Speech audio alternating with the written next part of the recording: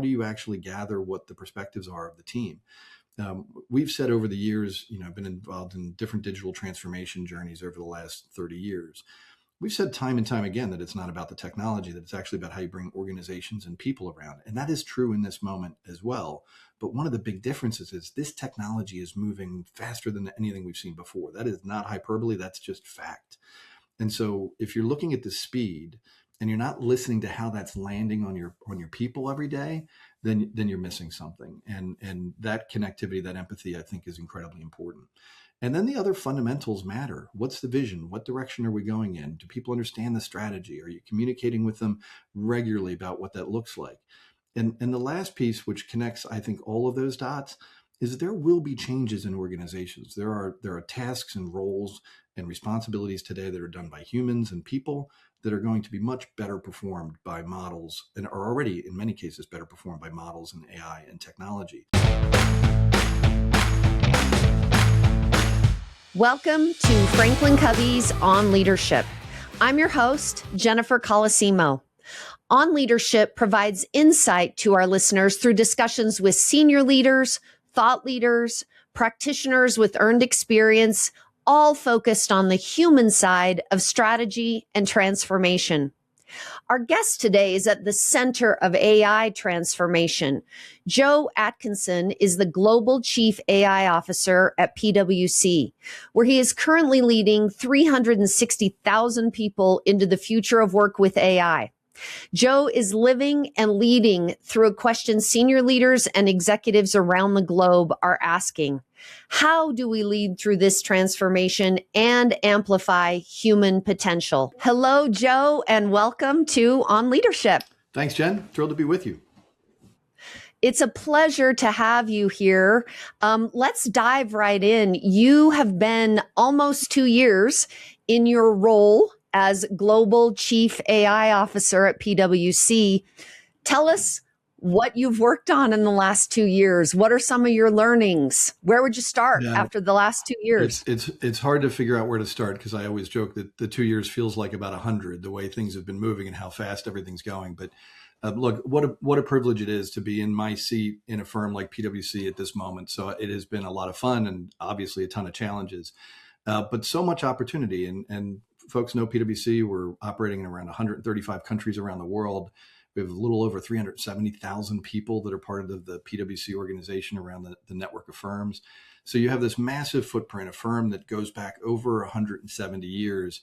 And yet we have this challenge of how do we really rethink what professional services looks like, and how do we bring our people along on that journey?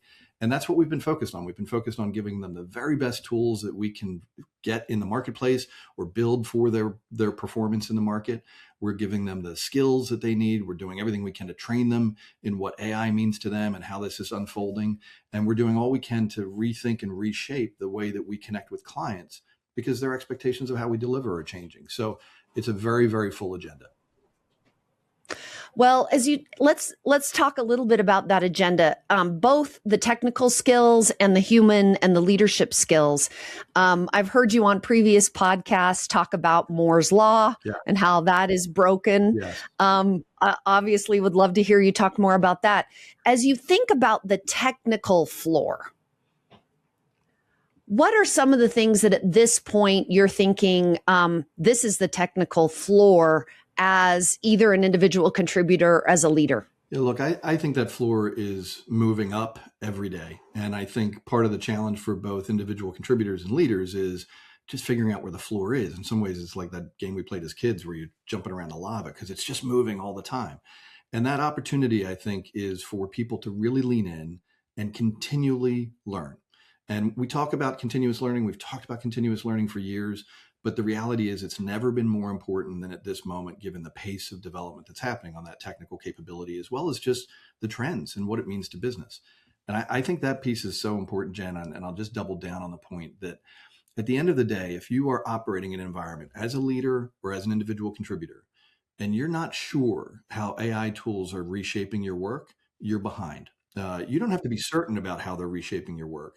But if you're on the sidelines hoping that eventually it becomes really clear, that is not a winning position in this environment, and leaning in, experimenting, and really discovering how these tools can make work better, I think is really the name of the game right now.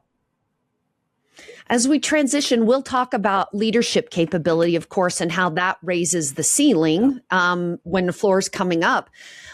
If I'm a leader right now, just for you, what are some of the things that you do to try to keep up? I think we all have a bit of FOMO. Yes. Yeah. You know, am I missing out? Am I reading the right things? And I know there's too much information for you to say everything, but just 3 or 2 tips. Yeah, look, I think one of the tips is get comfortable recognizing you're not going to know everything that's going on. And most of us that are in leadership positions, you want to have, we all pursue perfect information, even though we know it's a myth. You're never going to have perfect information. That is particularly true on the technology innovations, et cetera. So if that's the reality, then the second tip becomes really important, which is surround yourself with people that are deep in the engineering, deep in the technology space. They are builders. They are comfortable in the spaces that you may not be as comfortable as a leader. I think that second tip is really important. And the third is invest every day. A little bit of time every day can make a big difference in just understanding what's happening. Podcasts are great. I listen to a lot of them in the car. I listen to them when I'm on the trains or on an airplane. I listen to people that have very different views than my own. And I think that kind of diversity of sources becomes incredibly important in this moment. Thank you so much. Let's talk about leaders. Sure. Let's talk about leaders and amplifying the human potential and what we need in terms of leaders that can take us through this transformation. What for you has stayed the same and is critical, and what is now more important or different? Jen, we were talking about my career at PwC. It'll be 32 years, 33 years in June. I should know that number off the top of my head. 33 years in June. That's a long time. Obviously, I joined when I was in kindergarten. But if I look over that arc, one of the things that has kept me in this business, in the professional services business, is people. The best part of being in professional services, and most people that are in professional services will tell you this, is the combination of the clients and the people. It'd be much simpler. We always joke, it'd be a simpler job if you didn't have to deal with people and you didn't have any clients. But that is what makes the game great. And that was why I joined the firm 33 years ago. That's why I grew in the firm 33 years ago. And that's why I'm here now. And I think if you are in a leadership position in an organization, whether it's in a service organization, whether it's in a manufacturing organization, whether it's government, it doesn't really matter. If you're in a leadership position of any kind, I actually think that this moment is the leadership challenge of our generation. It is, how do you help people navigate this moment of absolutely profound change in what their work is going to look like, change in what the workforce is going to look like, change in how value is created. And if you've been motivated by that at any point in your career, it should be the most motivating thing at this point in your career. Completely agreed. FranklinCovey's research, and I do want to talk about PwC's as well, the AI fit. Yeah. But FranklinCovey's research has said, yes, you need the hybrid technology, you need the technical, but you need to be able to really amplify your leadership skills. I know this is a super difficult question, but if you were thinking for leaders, here are some of the top, use your number, capabilities, actual skills. It might be bigger, capability map, that I think they need to lead through this transformation in a way that keeps their people engaged and keeps us moving forward as a business. Yeah, it's interesting, Jen, because I think the list in that moment probably sounds exactly like the list if we had this conversation 10 years ago. And maybe amplifying some skills that would have been on that list but are moving up. And there's a couple that I would call out. One is empathy. If you're looking across an organization right now and not appreciating the anxiety that the change is creating on your organization, and you're not appreciating what that anxiety means to human performance and what it means to how people show up at home and how they show up at work, and you're not connecting those dots, I think you're failing the people that you're leading. It is incredibly important to be looking at your leadership role through a mirror of empathy for the people that you lead. I think that's first.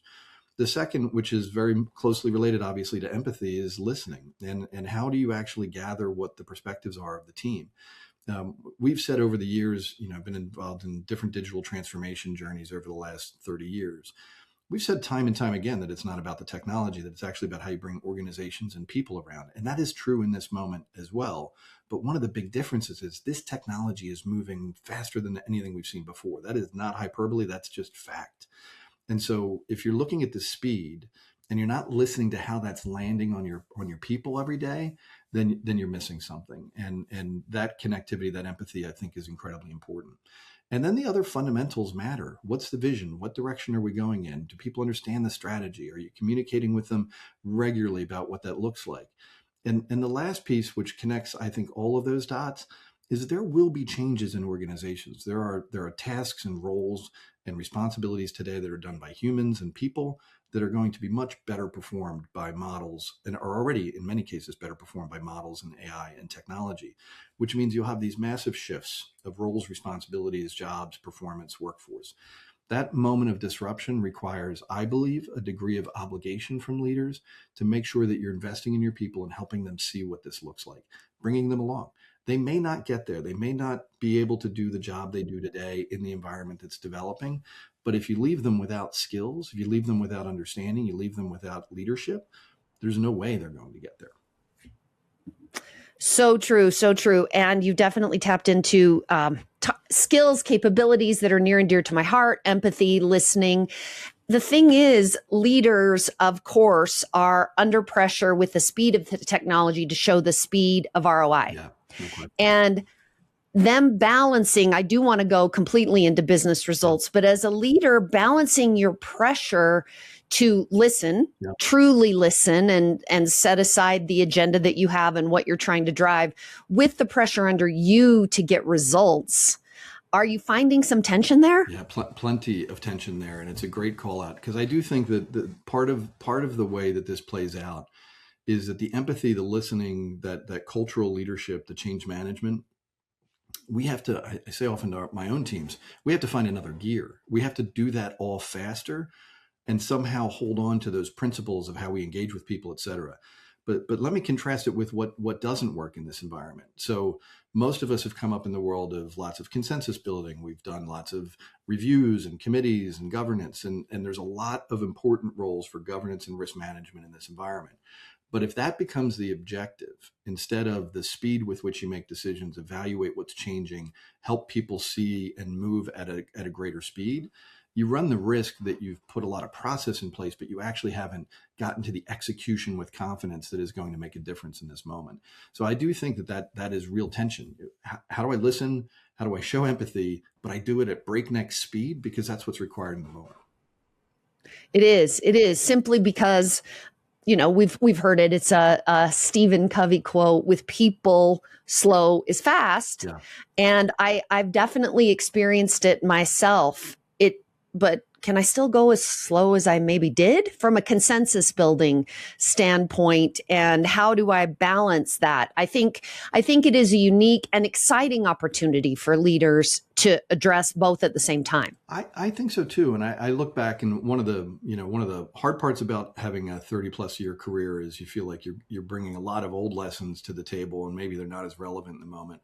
But then you look back and you see actually some of them really are relevant. There's things that set the pace 25 years ago that have nothing to do with the pace now. And frankly, I don't miss them. Well, I shouldn't say that. There's some things I do miss about 25 years ago, like not having my phone go off all through lunch and over the evenings, et cetera. But you'd go back to the office and you pick up your messages. We don't do that anymore. Hallelujah. And that change, I think, is a part of the pace. So people have adjusted to that pace. There's implications for it, but people have adjusted that pace. And I think that gets to the point that you've made, Jim, which is the leadership responsibility is not just to set a fast pace, but to help your people understand that you're setting a fast pace and give them, give them the skills to execute at that pace. I'm going to take a sip of water. Thank you. So agreed. We're talking about results, of course, and with the level of investment, I mean, in terms of the partnerships PwC has done to able to bring those to their clients, all organizations, for the most part, are making some investment that's big. And then the board says, or the shareholders or the investors or your constituents, if you're in a government agency, they're saying, okay, where's the ROI? How to capture it? And there's a couple things I want to talk about there, that struggle with it. Is it paying off? And also what PwC is talking about with AI fit and how you capture that value. I want to hear about both. Yeah, look, I think the speed of ROI is a huge point, and we talked about Moore's law earlier and how the innovation curve is really not following the same pattern; it's actually going faster.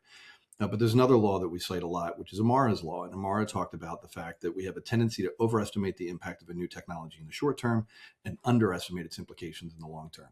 And I think Amara's law is speaking to us right now in this AI moment, and it's speaking to us when boards come up and say, "Hey, we've invested this year in AI. Where's the return?" This will be a longer term restructuring of business. Value chains are going to change. The way value is exchanged through industries is all changing. So it is not instant. Having said that, and I appreciate you sharing the PwC study, we did a look at AI performance and this question of ROI. And what we found was about 2/3 of the value is going to about 20% of the respondents. They're seeing much more outsized value from their AI investments than their peer group. And not just a little, 7 times more value than their peer group. And so of course that caught our attention. And the obvious question is why? What are those organizations doing differently? And what it came down to is largely the kinds of things we're talking about: speed and the leadership. Leadership matters in this moment. Leadership matters in capturing ROI. And the other pieces that it came down to were some of the fundamentals of how do you drive great technology transformation? Do you have the vision? Do you have the strategy in place? Have you put the architecture and the infrastructure in place? Do you know where you're headed? Those are skills that great management teams have had for many years, and they still apply in this moment of ROI. So ROI is possible. Some organizations are seeing it in significant ways. And when you look at those that are seeing it, the other thing that they're doing that is different than their peer group is they're tackling the hardest problems, not the easy ones. They're not doing small pilots and small experiments. They're actually taking full parts of their organization and making them native from an AI perspective. And those organizations are the ones that are seeing return. And that's an interesting perspective. I mean, it ranges from the productivity of people and all the things that we can do to increase productivity, which is kind of the consumer view, I think, of a lot of what AI is, to full innovation and what's happening from an innovation standpoint and making it native. You know, some organizations that I've talked with don't realize their data is not in the place it needs to be.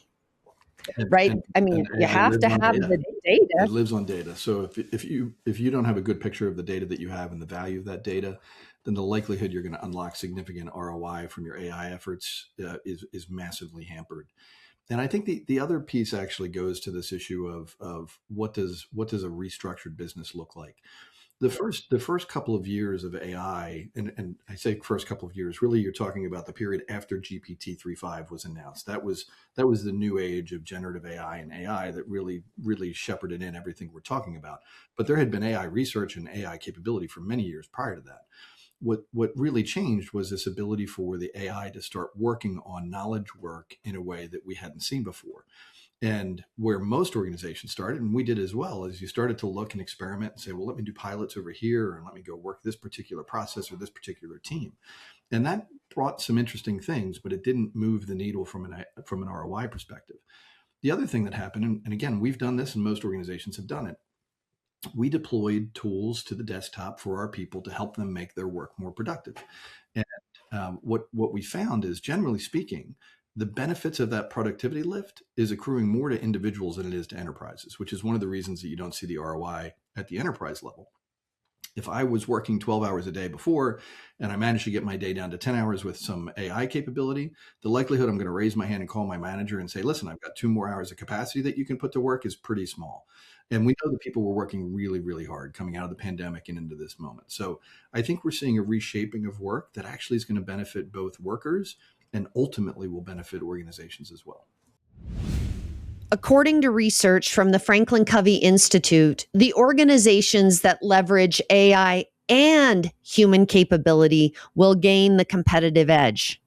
But our data also shows that only 9% of employees have clarity about how AI will help the business grow. It's up to leaders to bridge that gap, create clarity, and speed adoption. Download our report, AI Transformation and the Human Imperative, to access research-based insights that help you align AI to strategy, elevate human strengths, and build trust to accelerate results. Grab your free copy from the show notes to embrace humanity in the age of AI. Tell me, as you think about it, as we talked before the call, I started my career in professional services. You've been in professional services a long time. And the way we were brought in out of university, out of graduate school, and my perception is a lot of the work that we did and the way we learned how to interact with clients could or is being done by AI. So as you think, I'd like to talk about it two ways. As you think about hiring, how has that changed what you're looking for? And also, how do you raise the future leaders of our organizations when we're not, doing the PowerPoint slides and the Excel tables? Yeah. So it's maybe the Mark Twain quote, the news of my death has been greatly exaggerated. Excel tables are still around. I see plenty of them. PowerPoints are still around. I see plenty of them. Yes. But all of us are very excited for the moment when they are much easier to deal with. And actually, PwC released something called Roads to Reasoning about how we deal with these large, massive spreadsheets that are the world that most of our consultants and clients live in. But to your point, Jen, those large, massive spreadsheets were how I learned the way business is structured and how performance is measured and what that looks like. And I think that's one of the biggest challenges for the changes in professional services today. I want to continue to develop the next generation of leaders. If you look at the professional services teams overall, not just PwC, but our competitors as well, they are talent engines for business today. Most people come into these firms, they don't spend 33 years with us. They spend 5 or 10 or 4 or 3, and then they move into my experience, which is great. It's a great place to start your career. And I think that opportunity persists, but it actually is a little counterintuitive in my mind, which is what made for these organizations to be great places to start your career was that apprenticeship. It was that I learned what great client service looked like from the partners and the managers and the senior managers that I worked with as a young associate. And now apprenticeship matters more than ever, because the expertise is not going to be the thing that differentiates an organization anymore. You'll have some that will be specific and differentiated for an organization. But that general business expertise, what's a spreadsheet look like? How does a financial statement work? What does value flow look like? How do I manage a supply chain? That floor, as we keep talking about that floor coming up, the floor of what basically everybody has to have access to is changing immediately, which means the skills that I'm looking for when we hire people off of university campus or we bring them in mid-career or later, I'm looking for that agility we're talking about. I'm looking for people that know they don't know everything going forward. They're open to the learning. They're open to the discovery, that they're open to that apprenticeship model and continually to figure out what is it that clients need from us to make sure that we're delivering not what we delivered yesterday, but what clients need tomorrow. I love this, especially the agility. I think one of the unique things that leaders can bring that maybe wasn't as emphasized when I started my career was that, yes, you're confident and you're learning and you're able to work with clients in a confident way, but you also have the humility that you never are going to stop learning. And of course, you don't know everything about anything. So that mix of leadership, when you think of your distributed workforce, I mean, I met a member of your team that is in India. When you think of that distributed workforce, how are you seeing apprenticeships happen when at least we're not always co-located? Some organizations still have the benefit that you're always at a client site or you are in the central services building. But how are you doing apprenticeship in some cases when you are across the globe? You are the global chief AI officer. I spent a lot of time in airplanes and airplane lounges, but because I travel a lot, my travel is not too terrible, so I'm not complaining about it. I do love the privilege of seeing parts of the world that I would never have hoped to see. But your point's so well taken, Jen, which is in this moment where so much of our interaction is remote, it's global. How do we actually create apprenticeship opportunities? And I think there's a couple. One is, I think it's incredibly important that people come together in offices, in collaboration spaces, in offsites. That investment for the organizations that have peeled back that investment, I think they need to go back into the pot and put that investment back on the table, because we know that people learn differently when they're together. And we know that they learn the softer things, the things that we characterize as the softer things that are actually becoming the pillar of the important things in the future. They learn those when they're together. So I think that's one, is really revisiting that. And I realize that opens up the debate of remote work and are we dragging people back to the office, and geez, the coffee's a lot more expensive when I have to buy it on the corner versus make it in my kitchen, and the parking is expensive. And again, empathy, really empathetic for the fact that people trying to juggle work and life, that trip into the office feels like an extra thing. But if you are going to create an apprenticeship environment, all the best coaching I've had in my career did not happen in a meeting. It definitely did not happen on a video call. It happened in the hallways. It happened over a cup of coffee in the cafe in the bottom of the building. It happened when somebody called me into their office and said, sometimes, hey, great job. And sometimes, hey, Joe, I really want you to understand that what you did there, you can't do it that way. This is why, and here's how you do it.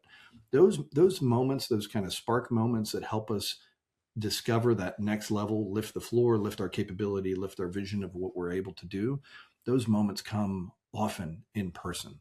And as much as I'm a digital nomad type and I love it, I think we've got to make sure we're making smart investments. And I bring my team together 2 or 3 times a year for exactly that reason. And if I could do it, I probably would do it a lot more often than that. So really coming together. I mean, there is something about, we've all had the opportunity, I'll position it that way, especially since the pandemic and even previous, of providing celebratory feedback, as you mentioned, and also constructive. So when this happened, this was the result. This is how we'd expect to see it in the future. It feels different. You and I feel different talking like each other to each other today through the screen. We've all done it. Yeah. We've had to. No question. No question. You can't fly for every single conversation. So I have empathy for leaders there as well. But there is something different of someone investing time with you, even in a co-working space, when it comes to a coaching conversation, a feedback conversation, alignment of the team around a common vision. And it sounds like you found that as well. Yeah, I've absolutely found that. But I want to hit something else you hit, which I think is important, which is not everybody has the opportunity to do that. You may have members of your team that are by definition, they're remote. And for that, I think it's about being deliberate. If I don't have the opportunity to have the hallway conversation, then I'm going to have to force the construct in order to create an opportunity that feels like a hallway conversation. And sometimes that may mean ending every meeting 10 minutes earlier than the hour, because most of us would be happy to squeeze 10 minutes out of most of the meetings that we go to, and saying to the teams, hey, in those last 10 minutes, I want people to connect and just talk about the feedback. And then the other piece is when you have those opportunities, plan them deliberately. And look, we're all guilty of this. I'm on a list of people that are guilty of this as well. But we know that when you sit down and you think ahead of time about what feedback, constructive and celebratory, that you want to provide somebody, rather than doing that on the whim and say, oh, this is a feedback discussion, let's figure out what this looks like. The difference of the impact that you can have is massive. And if leadership obligation right now, the leadership obligation of our generation is to help people navigate, then it's even more important to create those moments. To create the moment and be really cognizant about it. And obviously, we both know this, the constructive feedback is much easier to be absorbed and worked on if you have been giving regular positive feedback, and we don't wait till whatever the cycle is of your organization on performance reviews. Could not agree more. And the other piece of that is it actually links to the foundational skills that we've been talking about with leaders before. If you have created an environment of empathy and trust, then that constructive feedback is going to find much more fertile ground than if the first time you have a conversation with your team is to provide that constructive feedback or a member of your team. It is the foundational things that I think build the environments that create the opportunity to actually deliver not just the feedback, but more importantly, to unlock the performance and potential of the people on your team. Some people will take advantage of it and some people won't. But if you give them the opportunity, it is one of those moments as a leader, you can start to figure out whether you have an individual that has the agility, the learning mindset that is really going to take them through the environment that we're all navigating. This has been such an enjoyable conversation. Joe, thank you for joining us. Is there anything before we end that you were thinking, she was going to ask that, and I'd love to speak to it. That's my favorite consulting question. So you probably learned that one in the very beginning of your career, which is what is it that you were hoping I was going to ask you that you didn't? But actually, Jen, you hit it all. I'm hopefully comes through. I'm passionate about this topic. I actually think that most of us spend our time, and we should, because we have responsibilities and fiduciary responsibilities to shareholders, investors. We spend our time making sure we're hitting the numbers. But it's people and technology that come together to help you hit the numbers. And people are not numbers. We have to be making the investments in our people to help them grow. And if we do that, I actually think all of this discussion we have about workforce transformation and disruption of jobs, et cetera, it's an important conversation.